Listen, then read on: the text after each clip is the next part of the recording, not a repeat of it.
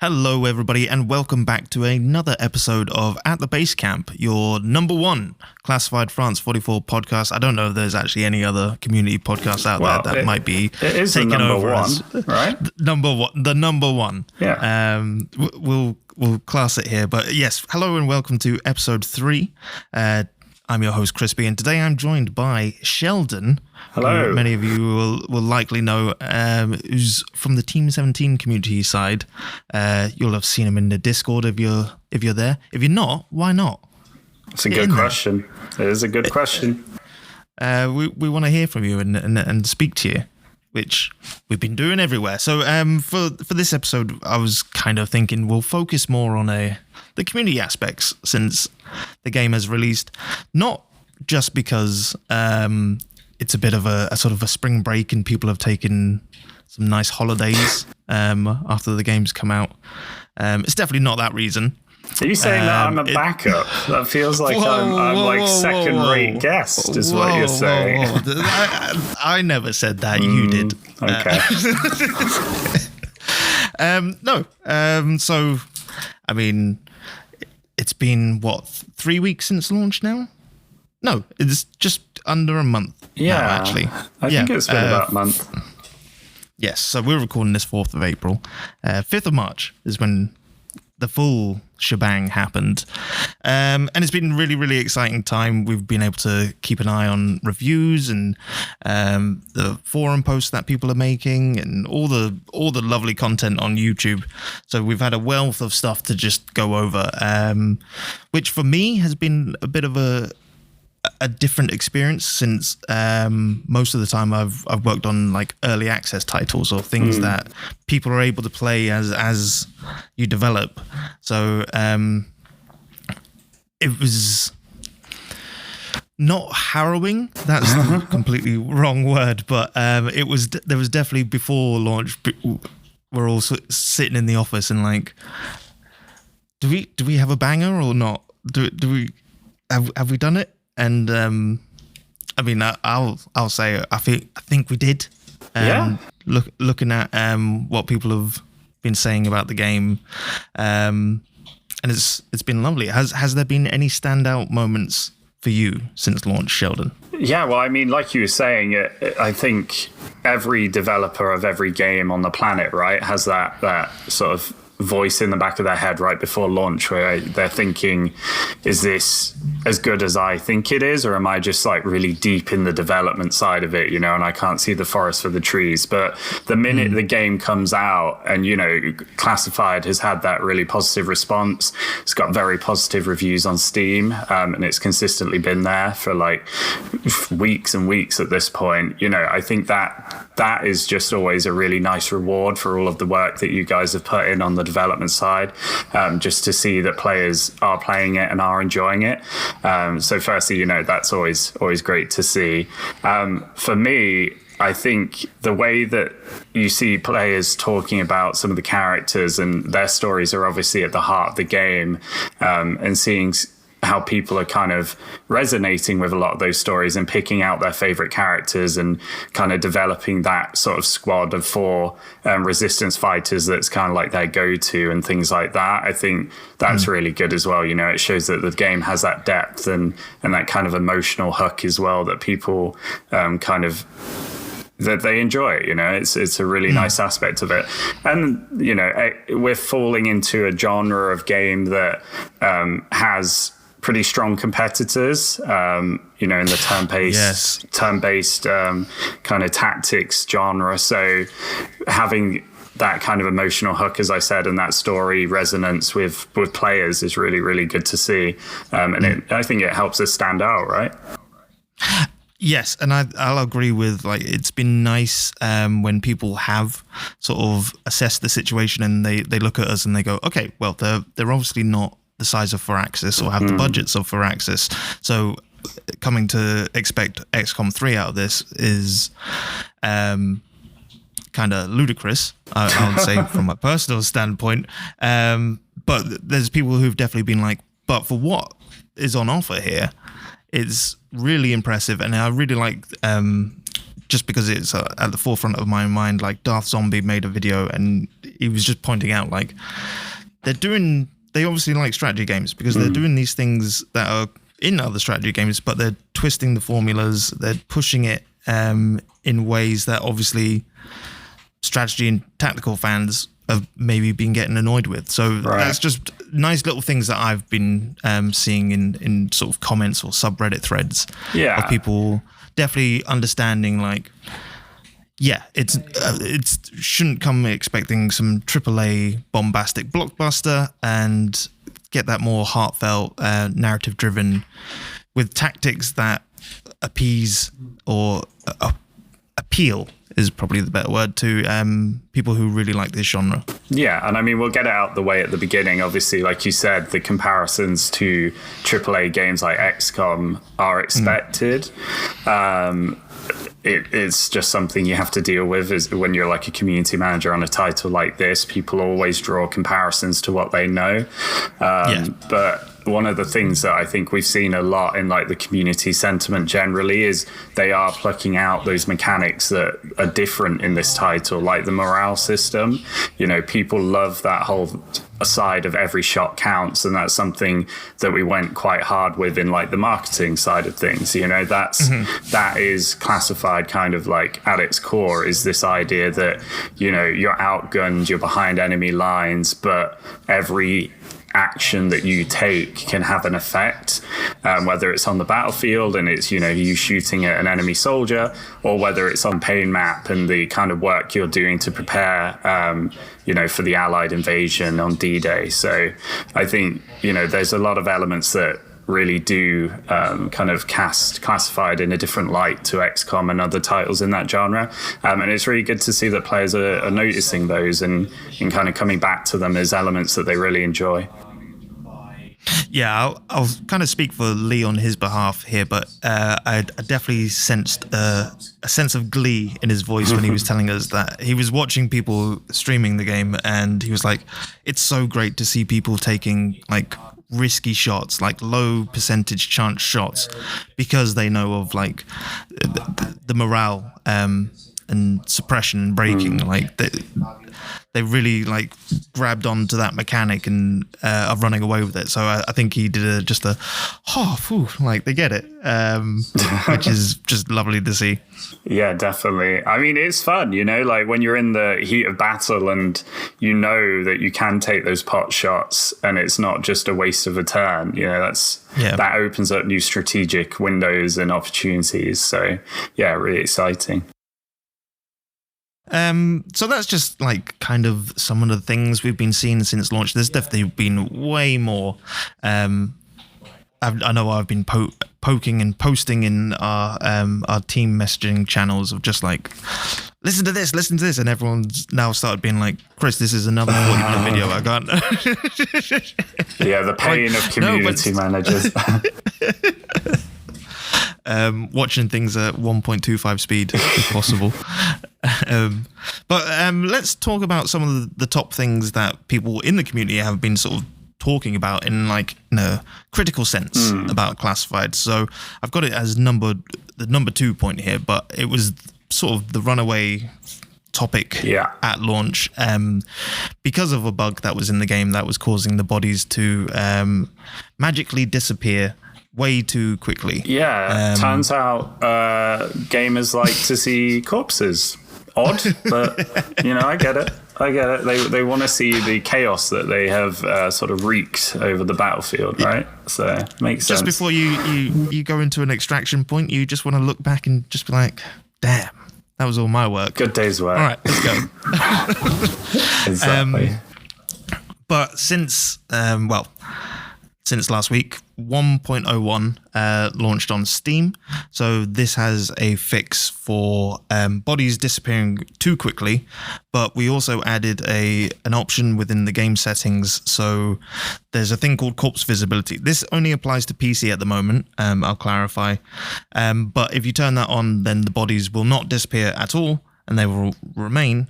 But in a gameplay sense, enemies won't detect them. So in a way, it was kind of nice that was the sort of the most critical thing at launch, and not like crashes or things of those nature. as those would be much larger issues to sort of address that quickly. Yeah. And I mean, you could argue that they want to see more of the game, right? They want to see the corpses for longer. Give us more and more. So it's not a bad thing to be hearing. No.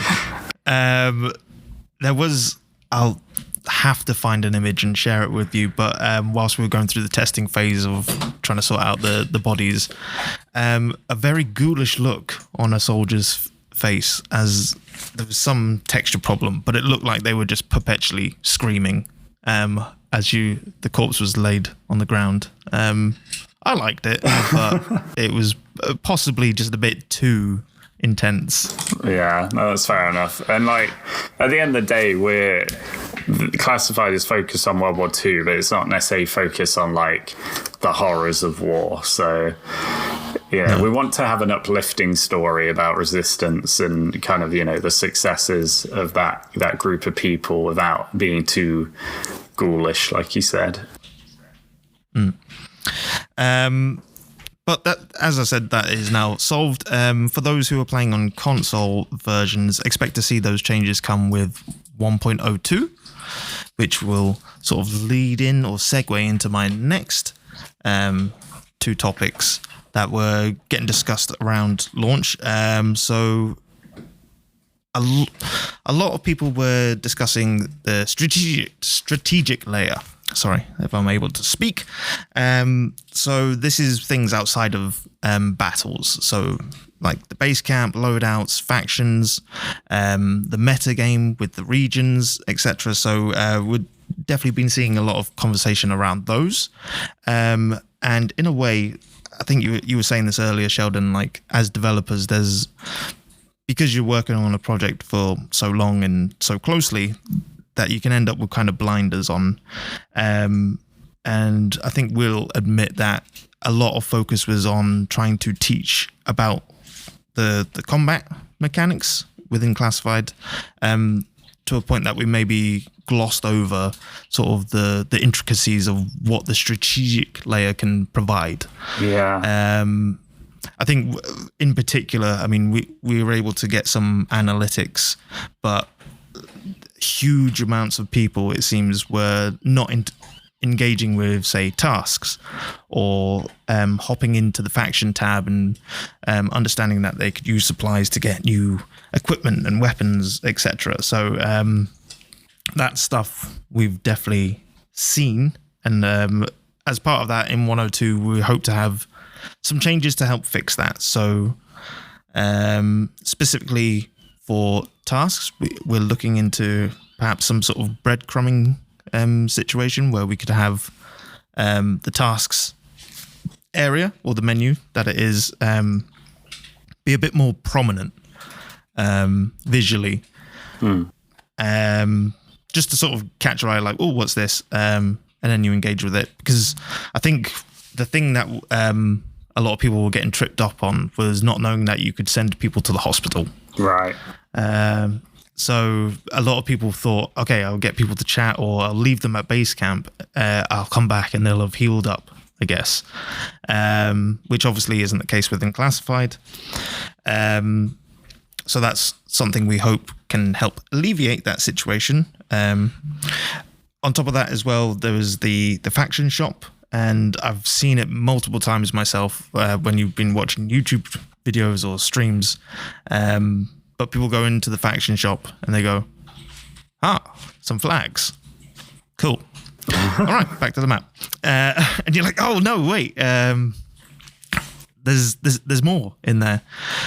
So whilst we won't be able to add any sort of significant pop-up or anything that tells you what does what, we're going to try and rejig the faction shop screen to be a bit more like the UX and UI on the loadouts screen. So each of your sections, like the skills, loadout and appearance, they all have that customized button. Mm-hmm. And currently on factions, they don't have anything like that. It is just the flag. So we're going to make them look a bit more sort of interactable with, and hopefully that, eases some of the pressures that people have been having, particularly with just feeling like they're ill-equipped. Yeah. But on top of that as well, like I know there's been one or two sort of big threads on the Steam forums, and it's talking about the real intricacies of the strategic layer. And I'll be completely honest here, I haven't jumped into those discussions because I didn't want to just tell you how to win the game. Especially a week after launch, I wouldn't want to just be like, this is how you get major victory. So what I've been doing is we've definitely been watching those threads and listening, and it's been very eye-opening to see how people have come to the strategies that they use to actually gain the success. And then as part of that, we can get a closer look at what isn't working that well, or specifically what is tripping some people up. Things like I believe it's the region benefits don't feel like they're fully explained. So things like the resistance strength and key regions, we gloss over them a little bit. And as part of 102, we want to sort of alleviate that as much as we can, just so people have a bit of a better experience. Yeah, and I think the issue with like you said, that kind of progression on the strategic layer is just that we're having players play the game, really enjoy it, enjoy the combat and that sort of side of things, and then at the end, they get their ending and it isn't necessarily the big success. Woo, D-Day is completed that they were expecting, and then they don't know why, because at this stage they're like, well, I won a bunch of battles and things, like what happened? So like you said, it's just making clearer what is affecting that. And there's definitely things like that. I mean, I've seen an example, someone's like, I got 5-star on every missions but somehow got defeat. And you're like, there is that whole part of keeping hold of the regions that really benefit you. So fingers crossed we can do some serious additions to 102 that help change that up. So stay tuned for more if you're listening. And then I would say the third one that got the most traction, it's died off now, but I expect some more conversations to be happening around it. But the idea of perceived time limits, and this is because of the reinforcement waves that happen on certain missions. So as part of that, Finn, our level designer, part of the design team, he's been watching a lot of the content that's out there of people doing playthroughs on YouTube, etc. And he's been looking at some of the more problematic missions. So we've got some analytics about people restarting missions if necessary. All fun stuff that isn't that fun to talk about on a podcast, but is actually fun when you look at graphs and things. So part of 102 is definitely going into some of these missions that presented these sort of perceived time limits and really trying to help reduce them. But also there's been some pretty, let's not say drastic, but pretty hefty changes in just sort of enemy placements or extraction zone locations. So as part of 102, what we'll be doing is we'll list out which missions are affected. More importantly, because, and this will be listed in the patch notes as well, if you are currently in the middle of one of these missions that's changed when 102 releases, if you load that save, you will still be able to continue with the old layout of how those missions are set up. But if you were to restart, or if you pick that mission from the campaign map itself, you'll get the new layout. So for those who perhaps want to continue on their saves, I mean, you can do. Any other missions you approach from then on will probably be the new layout. But if you want to just clean up the mission that you're on, you're free to do so. But this is just a note, like if you do a reload or restart, actually, the actual term. Restart or pick it from the campaign map, you get the new fancy layouts and mission changes. So we'll definitely make sure to talk about that in patch notes and any other sort of streams, etc. that come up. On top of that, let me just pull up our database that has the tasks and stuff for things. And I'm on the patch 102 tag. So yes, we've got a lot of sort of critical crash fixes that we've been seeing coming in as well. Changes, as I was saying, to the faction flag screen. A wealth of mission changes. And I believe, yes, some elite difficulty changes. So making elite a bit more elite. I'm really trying to pull one that might be sort of a juicy one that I might not have seen. Oh no, a lot more mission creator fixes as well coming. Sort of cleaning up the mission creator, because there's a lot of things in there that weren't actually linked up properly and doing anything. So cleaned out the stuff that was pretty much junk, and then providing some better UX, say for like placing extraction zones. All the fun stuff that I don't take part in just yet, but we may have fun creator mission times coming up soon. But also I want to be playing a lot more of the user created special ops that are coming through. We definitely need a crispy spec ops mission at some point though. Hey, wait a minute. Now we're saying get me in as a model in the game. Like, can I be a VIP that people have to rescue? Okay. Yeah, that might be interesting. I was thinking more like the hapless airborne trapped in a tree kind of deal, you know? Or starts a mission and like, hey guys, and then just blows up. Come save me. Oh, well, okay. Yeah, so just a wealth of sort of mission changes will be coming, plus those sort of readability issues that I was talking about, and some nice UI and visual issues getting fixed up. My goodness. I apologize. Yeah, there's one of my neighbors. This can be off the podcast, obviously. One of my neighbors. No, we're keeping this in. We're keeping it in. One of my neighbors has recently invested in a Tesla, and today they are having the charging port fitted right beneath my apartment. So, apologies for that. I thought Teslas were meant to be quiet. Well, yeah, the car is. The guy drilling into the concrete, not so much. Needs to get himself a Tesla powered drill. That's all fun. Yes, 102. We've got the team, or some of the team, working hard on it right now, whilst others are off.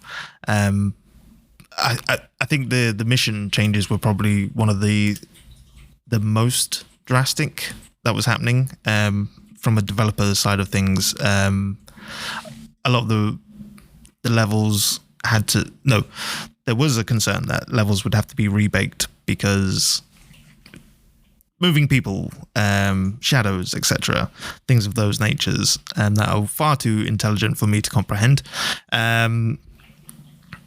they would have had to all been redone, which take an extensive amount of time to do.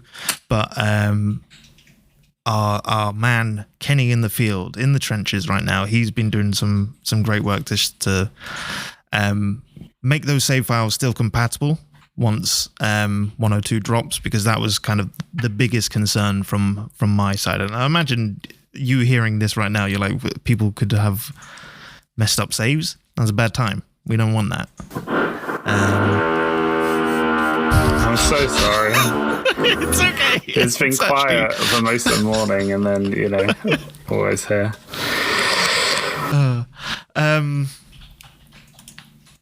In terms of that, like, I mean, 102 is hot and sexy, but not in the sense of there's big things to show off. It's hot and sexy under the hood, is what you're saying. Yeah. Yes, that's the phrase I'm looking for. But yeah, like I said, now with 101 out and it's got a fix for some of the save load issues with the mission creator, I definitely want to lean into that area a lot more and just explore the special ops missions that the community are creating. As I know, it's Aussie Duke 64 and TCIP Nut. And they seem to be focusing on the characters and building out the story of Ollie Johnson and Willard and the gang. So there could be some, I don't know, playable CF44 fanfic. Yeah, it's kind of fanfic. In a good way. We love a bit of fanfic. So yes, please do continue talking to us on Discord and Steam forums. We'll be popping up on YouTube where we can. I believe I'll be running a stream next week, and I might actually make that our community special ops one rather than continuing my campaign playthrough. That sounds fun, yeah. Yeah. Was there anything of note that you wanted to mention, Sheldon? Just hand it over to you. That is on the spot, right? Yeah. One sec, I can hear the drill. The minute I'm about to speak. Can we interview the No, we man? can't. Oh dear. Go on, mate. From me, Get one podcast. I think from me at the moment, obviously we're in this like odd holding position, right? We're waiting for the update to come out. And like you said, there's a lot going on underneath the hood as part of that update. And I think at the moment, it's just nice to see players helping each other and providing those kind of walkthroughs and explanations on different mechanics and things like that, especially with the strategic layer. So I'm just happy to, see the community keep on keeping on, really. It'd be nice to see it grow over the next few months, try and get more people into the classified world. But all seems good from my point of view. Yeah. I mean, that's as good a roundup as any as I could make. So yes, please keep an eye. We'll be doing some showcases and stuff of 102 things when they're safe to do so. But yes, be sure to follow us where you can on the social sites that you use, your X's, your Facebooks, your MySpace, your Bebo. Was that a social media platform? Bebo, mate, I was hot on Bebo. Bebo, I think, allowed you to HTML edit. So wow. I could put a hot MP3 player on my Bebo. So when it launched up, it was just Tupac classified music, just the really cinematic World War II orchestra.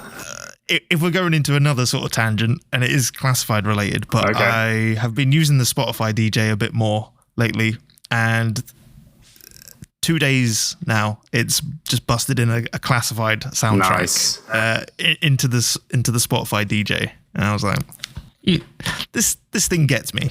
Xavier, my AI gets me. It's not like work following you home. Then you enjoy it. To be fair, it did feel very odd because it was it's the music that plays during like the sketchbook cutscenes. So I had just had some orchestral music from Tyler Bates or something, and then it went into the cutscene music, and I was like, wait, is a YouTube tab open on my phone? And you know what? Yes, another tangent. Again, every time I start to speak, it's like he waits. For goodness sake, man. Yeah, what I'd like to see from the community actually is some fan art. You know, we've got these characters, we've got like some really cool designs that they can use. Give us some fan art. We love it. If you're artistic, if you're not that artistic, but you'd like to, you know, practice, whatever, do it. We always love to see it. Yes. Actually, that was something I brought up before launch. I was like, do we have any cosplay guides? Ooh. But I think you just go to a military store. I was about to say, yeah, classified cosplay is essentially just World War II reenactment, right? Close enough. Yeah, we got to experience that. We have Ways Fest. A lot of... Oh, actually, there wasn't too much of that. Just the people who are actually exhibiting. Is that the one where you rode in a tank? It was, yeah. Let's actually talk about the tank. Sherman, if there's any time I can bring up the tank, we'll bring up the tank. No, I got to be on a tank. On it I'd or recommend in it? Were you like on top? Half and half. Half and half. I was on top. Okay. Yeah, I was on top, but I had to put my legs in as part of the safety. Even though they tried to go off without my legs in. There's a video somewhere. How slow was it? Because I feel like tanks are always slower than you expect. It was not slow. Oh no? Okay, all right. And they even had little mounds. So we went up and down mounds. And when you're not like seat belted in or like sort of attached to anything, and then I'm also holding on with one arm because I'm trying to, you know, get that hashtag content going. And filming with the other hand. So I'm basically just bracing with my left arm, my weak arm, and trying to hold on for dear life as it went up and down these mounds and blaring through a field. It was very fun. I'm glad we had fun. tank time. Yeah. Tank time. It might have to become a regular part of the podcast. And on that note, he is right beneath me right now. I can hear that he's moved. He's like sensed like alien where I am in the vents, and now he's right beneath me. On that note, then we'll wrap this up. But thank you for joining. About that. No, it's brought something new to the podcast. You know, we're at the Basecamp. This is just the sounds of war. Someone's setting up one of the tents. Yeah, like defenses and all that. It's in universe. Being stealthy. But that's going to do it for this episode. A bit of a short one, but we'll be back next time with a more substantial one, especially if 102 is just about to drop. But again, thank you for joining me, Sheldon. That's no problem. And to everyone out there, be sure to follow our socials, come talk to us, join your Discord, and get doing that fan art, as Sheldon asked. But until next time, stay safe, and we'll see you then. Bye. Bye.